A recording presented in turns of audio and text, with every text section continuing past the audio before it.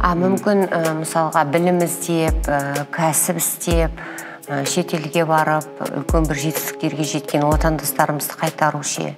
Жалпы бұл іске асу мүмкін дүние ме солай жасаған? Расында шетелде жүрген азаматтар білікті мамандарымыз аз емес. Бұл үшін ешкімді айыптауға болмайды. Қазір жаһандану заманы. Адам қай жерде сұранысқа ие болса, сол жерге барып жұмыс істеуге хақы бар. Оған ешкім кедергі жасамайды. Біз өз саласында табысқа жеткен азаматтарды бұған дейін де шақырғанбыз. Бірақ шындығын айтуымыз керек. Елімізге білімі жоғары, парасатты адамдар керек. Жалпы адами капитал жоғары болу қажет.